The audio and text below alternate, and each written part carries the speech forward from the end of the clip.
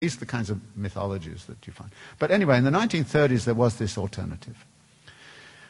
That alternative ran out for a variety of reasons. I'm not going to go into them. In the late 1960s, and we had the grim crisis of the 1970s. But in the 1970s, there was also an alternative. There was a critique of Keynesianism, and there was a critique of state involvement in the economy. And that critique was well lodged in many of the think tanks, the Institute of Economic Affairs that influenced Margaret Thatcher, and then this country, the Heritage Foundation, Business Roundtable, all the rest of it. And they'd all been kind of thinking, well, we have an alternative, which is going to solve the problem of the 1970s in a very particular way, which is actually to destroy the power of labor and thereby raise the profit rate and do it in a variety of ways, which included offshoring, it included technological change, it included sort of outright political assault, including coups and military occupations in Latin America and all the rest of it. So there was an alternative there. But when you look right now, you say, where's the alternative? In terms of social movements? In terms of actually thinking? I mean, God, here at Penn, you've got the Wharton School over there. You'd have thought they'd come up with an alternative by now.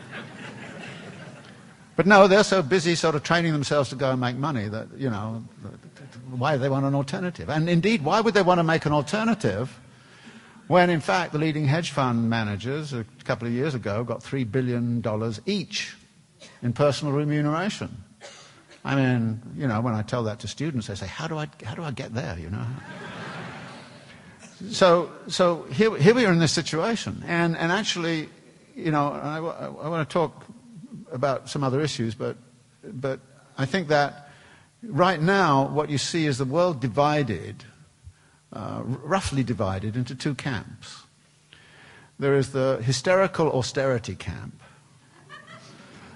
which largely occupies Europe and United States, which says that the answer to our difficulties right now is to retire the debt because we became too indebted.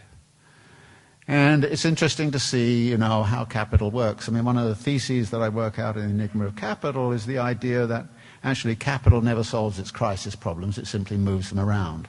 And right now is a very good moment to actually watch this game of hot potato, There it is. There it was in the housing markets of California and Arizona and Florida and all the rest of it. And then it moves into the financial institutions, and then it floods all around the world. And there's a financial difficulty, and the states mop all of that financial difficulty up. And then all of a sudden there's a sovereign debt crisis of the states, and the states don't know how to handle it except by doing things like making the people pay.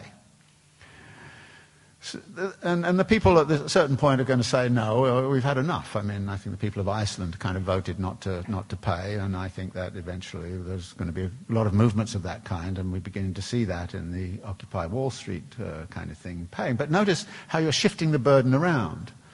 And I was struck by this yesterday. We had a demonstration at CUNY over the increase in tuitions at CUNY. Now, CUNY used to be a tuition-free university. I think that's a great idea. I was actually educated in a tuition-free university system. I got right the way through to my PhD without paying anything. This is a sensible society. When you tell people that, they say, what planet did you live on, And actually, right now, the demands of the Chilean student movement in relationship to Pinochet is we want free education, because the Chilean students are probably in the vanguard of a totally indebted class of people who have to pay for their education right the way through. And people are saying this is enough, and they've occupied the universities now for 5 months, and we're going to do it for another 5 months unnecessarily until they get some answer to this compelling question. But in raising the tuition at CUNY, why is that going on, and how did it happen? CUNY was tuition-free up until the 1970s. Who forced tuition into CUNY? Well, the primary people engaged in that campaign were the Rockefeller brothers. The Rockefeller brothers didn't like the fact that they lived in New York and they paid taxes to support this tuition-free system. And they said, rich bankers in Chicago don't have to do this, and they don't have to do it elsewhere. Why are we paying this? We want... So they set up the Business Round Table, and the Business Round Table did some incredible things. They hired a mass of independent experts to persuade everybody that actually tuition, that educational standards at a tuition-free university were extremely low, and you've got a very poor education.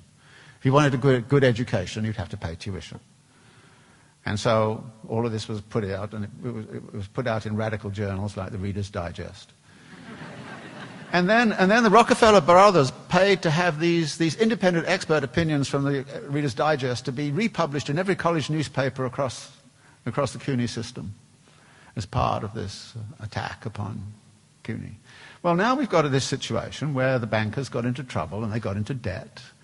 And because they got into debt, we had a crisis. And as a result of that, New York State is a bit in debt. So it's got to retire its debt. How does it do it? Well, one of the ways, it raises tuition on CUNY. Which does what? It increases student debt. You're privatizing the debt on the backs of students, you know. And you're creating this debt-encumbered class of students. Now, this is a good idea politically because, as somebody said about, you know, the mortgage stuff back in the 1930s, that debt-encumbered homeowners don't go on strike. Well, a debt-encumbered student has a very hard time making kind of political choices which are a bit risky when the debt is hanging over them. So debt encumbrance is a real problem. So this austerity mantra which we have is an answer to the particular question. And as we see from Ireland and as we're seeing from Greece and all the rest of it, it doesn't work. What it does is people get poorer, and because they get poorer, they spend less, and the whole economy starts to go down and down further and further and further. And Keynes saw that as a problem and said, well, the only thing to do is have the government step in and kind of get it going back in the other way. But no, we can't do that because the Republicans won't let you. And here is a very interesting, let me just sideline a little bit into a little piece of Marxian theory. I like to do this, you know, as a kind of thing. Every now and again you go off and you say, oh, in volume 2 of Capital, Marx sets up a very interesting little model of how a capitalist society might work. He says, imagine there are only two classes in society. There are capitalists and the workers. Where does the demand come from in that society? Well, the demand comes from the capitalists paying workers, who then spend their money on goods, and the demand comes also from capitalists buying means of production. So the total demand is means of production plus the wage bill. What is the total supply that the capitalist creates? Well, the capitalist puts all of that to work and actually creates a surplus at the end of the day, which is called profit. So there must be more at the end of the day than there was at the beginning of the day. So the question is, who's going to demand that more at the end of the day? When, in fact, the demand which the capitalist has launched in is just simply the wage rate plus what they've spent on means of production. Demand at the end of the day, well, has to be bigger than that because you produce more than that. You produce the surplus, which underpins the profit. And Marx's answer is, well, it can't be the workers who do it, so the capitalists have to do it. Now, this is a very peculiar economy. The capitalists actually generate the surplus, and then they have to find the money to pay for it. Well, that's a very weird economy, actually, except that there's a simple way in which you can answer that question. That is, what the capitalists do is to buy now and pay later. And what they do is they actually launch further production the day after. So it's the expansion of the system the day after that mops up the expansion of the day before. And you need enough money to do that. Now, in Volume 2, Marx doesn't really explain this very well, but in Volume 3, when you introduce kind of stuff about, you find out that the gap between yesterday and tomorrow is filled by the credit system. So that actually buying now and paying later is like issuing IOUs. Well, that's what you do. And the IOUs then become larger and larger and larger as time goes on.